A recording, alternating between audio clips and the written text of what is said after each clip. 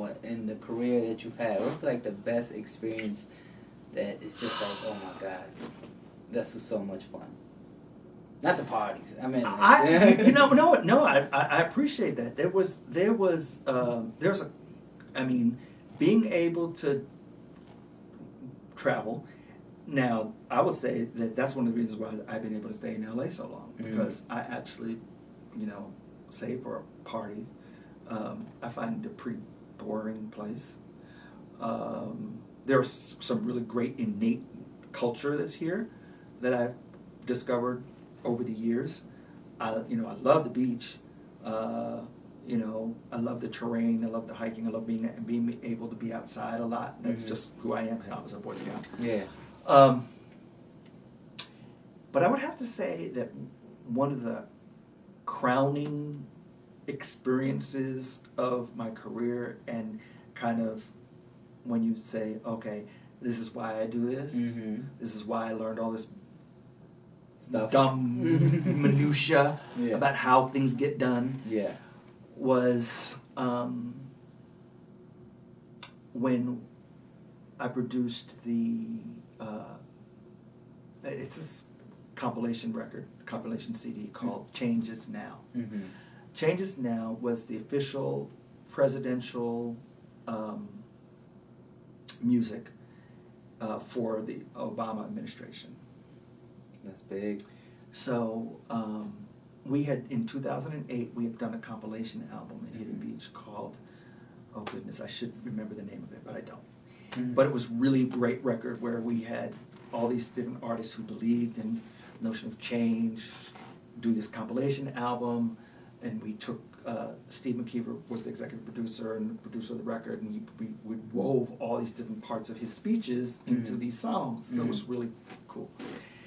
And then after he won, we said, well, you should do an exclusive collection just for the inauguration. Right. So we did the presidential inaugural collection. It was called Changes Now.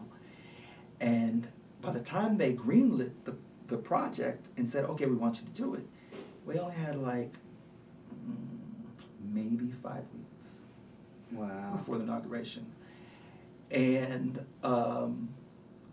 they had to hop on the good foot. let me tell you, because it usually takes 90 days, 3 months, to produce a CD from beginning to end. And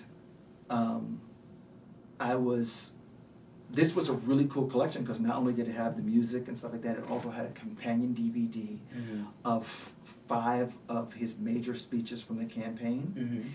And so it was not only producing the music and the CD, which probably could have gotten done maybe in 3 weeks through a third-party production house like Disc Makers, but we also had to produce this DVD. So it's getting the masters done, getting the master DVD done, and then the stampers and all that kind of stuff, getting it assembled, and getting it to the Washington Convention Center. Right. On time. On time. So I remember finally getting a manufacturer in Maryland who could do this for me. And the day that we had to deliver the CDs, I had the master for the DVD flown in from the manufacturer in Brooklyn into Maryland. The master couriered to the manufacturer, and I stood there while they manufactured the DVDs, assembled all the various elements, shrunk wrap it, put it in the O card, shrunk wrap it, put it in boxes, and stuck it in the back of my rental car. And at 7:00 p.m., I pulled up in front of the Washington Convention Center and met the person from the Presidential Inaugural Committee to deliver the product. Wow. I'm getting chills thinking about it. I know, man. Because I remember. I was just like, I'm going to be late. President Obama's going to be upset with me. No, you don't want that. Right? I was like, I cannot believe we did that. I cannot believe we did it. And it was a team effort. I can't take credit for all of it, but all I know is, thank God I knew how to get it done. Yeah. What needed to happen to get it done. First you do this, then you do this, then this. and to be able to predict where the breakdown could happen. Yeah. Because, you know, sometimes you don't know what you don't know. Right. This I knew. Yeah, exactly. You know? So I was like, okay, one of the happiest moments of my life. Yeah.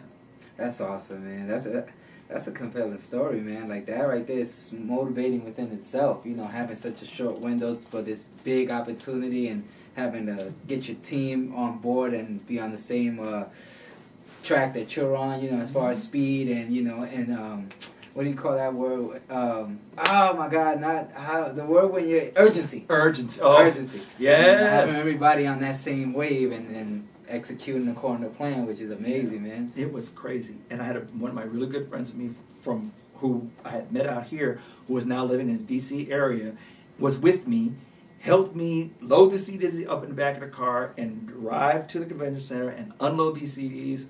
I think the initial order was like 7,500 or whatever, and I had to get 2,500 CDs to them just the first day, and then the next day they were going to deliver the rest of the 5,000. Mm-hmm. I think these numbers are right. In theory, this is what happened. Yeah. So we got those there the first day. It was like for a ball or something they were having, so they needed them. Yeah. And I was just like, this is amazing. I cannot believe that this is happening.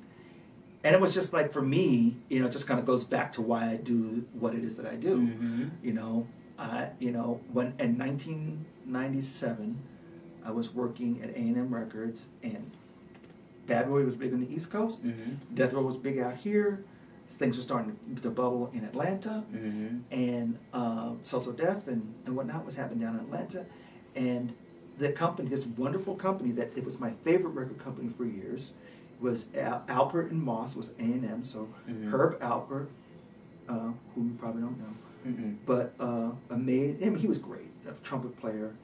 And but like everybody in the label, Quincy Jones was signed to A&M, Janet Jackson was signed to A&M, the Carpenters, the Kevin Tennille, Carole King, Barry White, CeCe Peniston, on and on and on. And then Jam and Lewis did their deal with them. So Ann Nesby, Sounds of Blackness, Mint Condition, you know, Low Key. Yeah.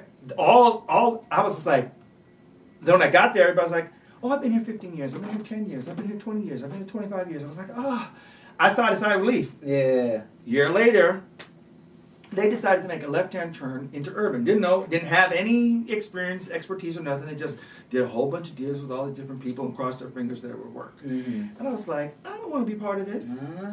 You don't know where it's going. I do not want to be part of this. And I said, I'm not going to use my gifts. Oh, love Ice Cube for what he does, and particularly at that time. But they did the soundtrack for the Players Club. So We Be Clubbin' was the record from whatever. And I was just like, and then did all these, I was like, I don't want to be part of that. I don't want to use my gifts to put that out in the universe. I don't want to do that anymore. And that was basically what pushed me out the door to start what was then Fortress Marketing, which became the Ovation Agency. So, you know, that was 97. So 11 years later, I'm doing this project for President Obama. It sounds like it was the right move. But it fits what was in your heart. In my heart. You know, it fit. That was like, you know, I mean, it had to be ordered, you know? Back to the top of the conversation about God and spirit and doing the things and having your steps ordered and using your gifts for good. I mean, for me, it was the highest example of that. I actually wound up at Hidden Beach because of spirit. In 96, I had started going to this spiritual center called Agape. Have you ever heard of The Secret? Or you heard of the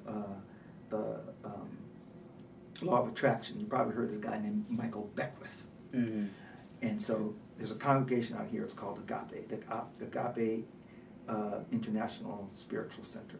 And turns out that Steve McKeever, the head of Hidden Beach, also went to the same church.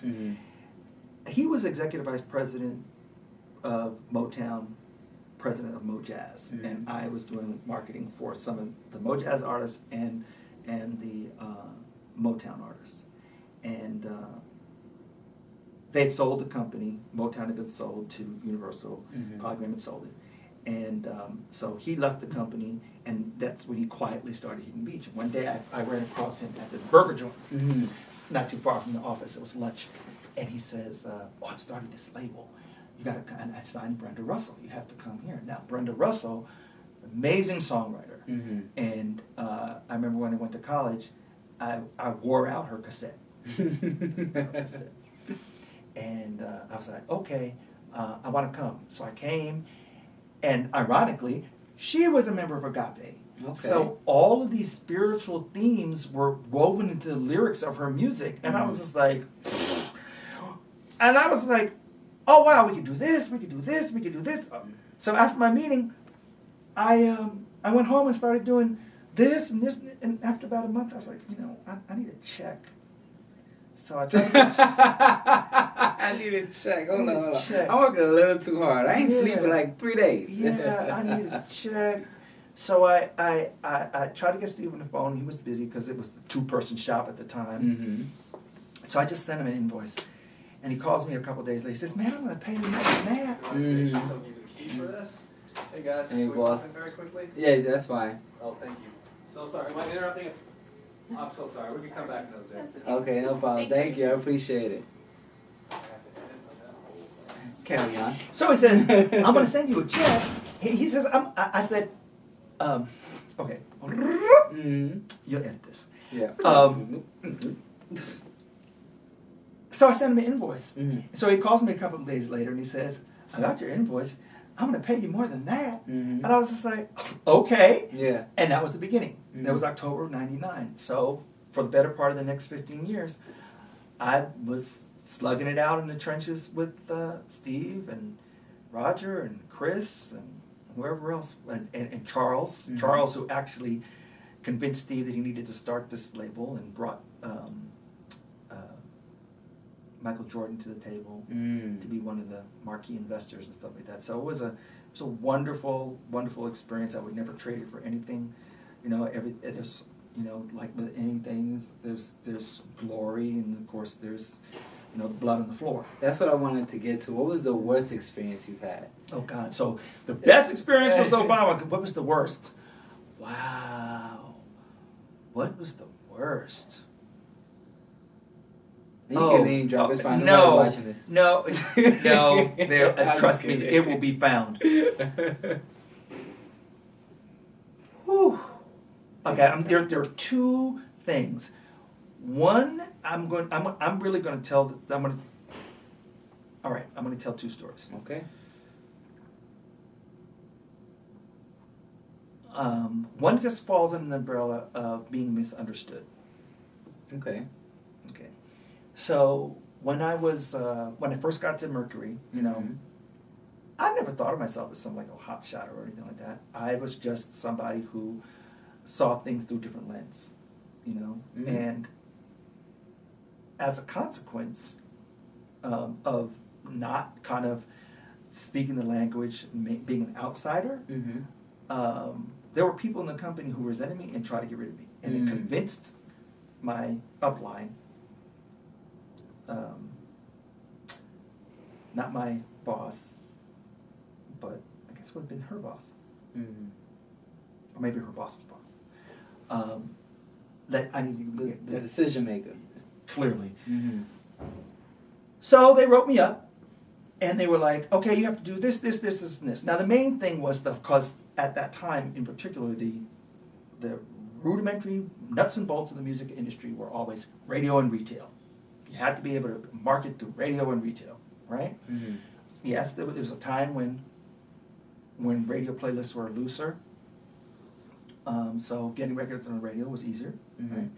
And retail, being the robust vehicle that it was at the time, people would just go to the record store and say, "Well, what do you have new?" It's kind of like going to the streaming service and saying, typing in R&B ballads and seeing what comes up. Yeah, exactly. Right? Yeah. Okay.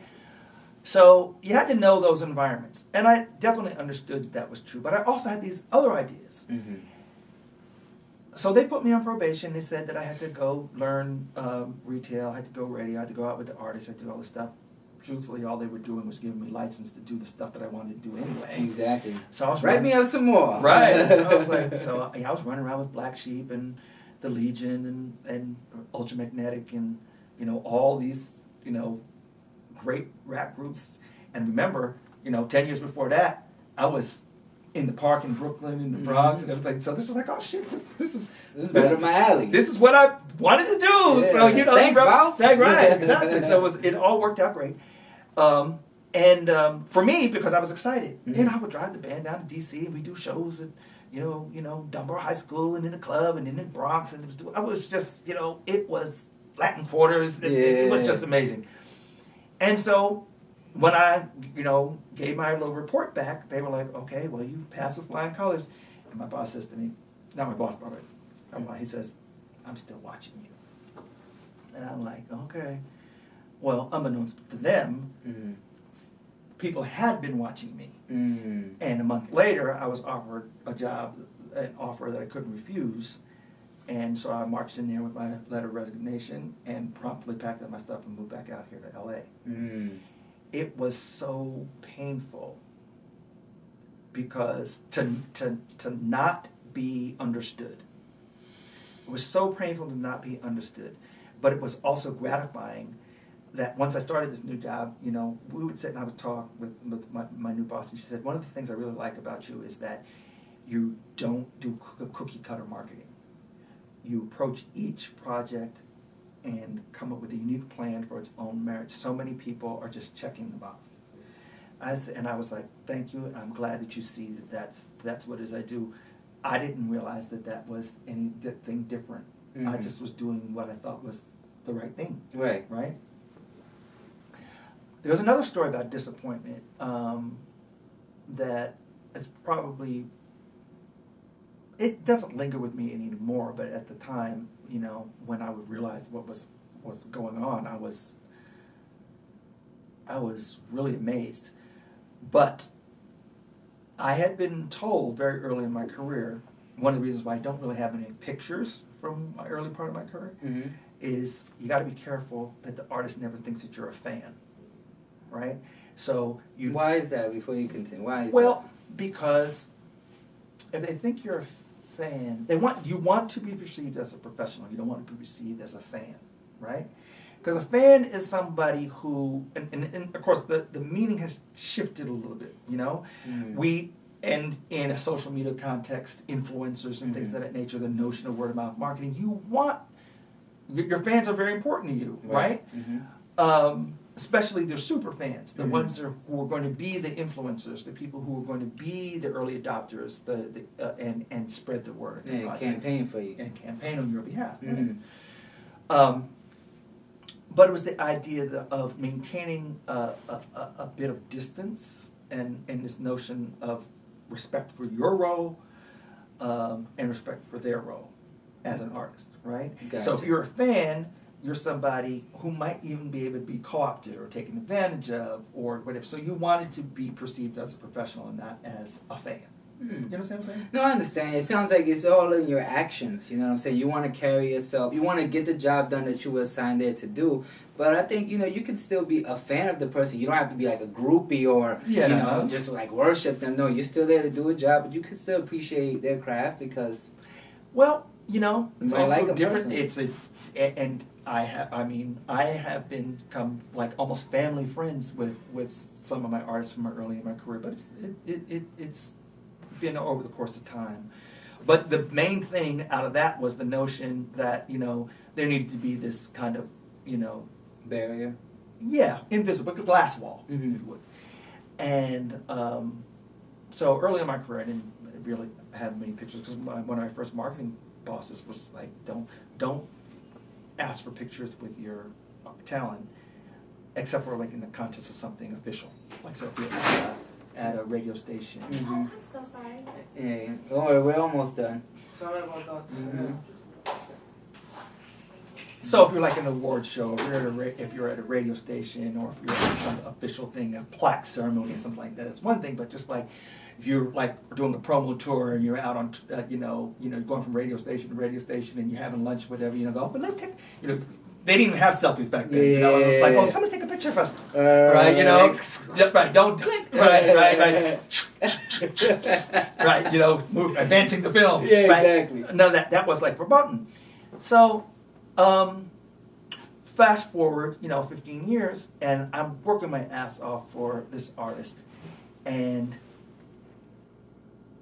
some crazy stuff started to happen, and I got into it with the artist manager. Mm-hmm. And I was just like, the artist doesn't care about what I'm doing. I mean, and you know what? I'm going to pay attention to all these other acts that I have, who really need my attention, since they don't really want my attention. Mm-hmm. I said, so you just tell them that. Mm-hmm. So the next day they called me. Oh, I hear you think that I don't appreciate you. And I was like, okay, well, I appreciate the phone call, whatever like that. And I kind of hung up and looked at the phone. I was just like, oh, that was a crock. Yeah, right? yeah. Years later, I really got to the bottom of what that was all about. And I understood, for some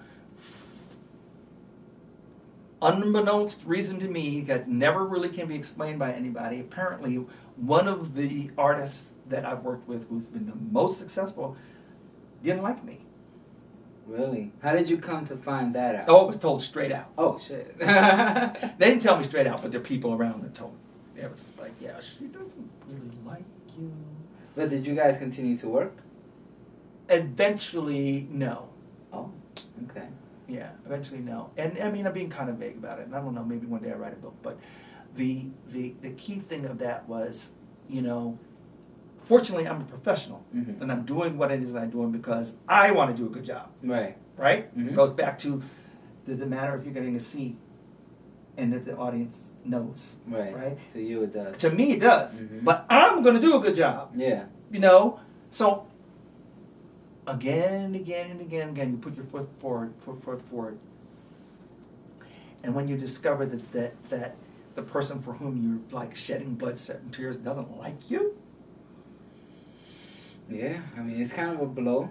Kind of a blow? I mean, I feel you. At the time, it was devastating. I mean, yeah, I get that. And then I had to man up and be like, you know what? This is for me. That Grammy we just won was for me. Right.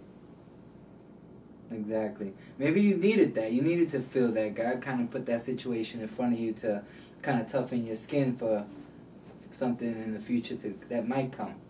Good Or point. that might not come. Very good point. Mm-hmm. Very good point. There's always a reason for everything. Everything happens for a reason.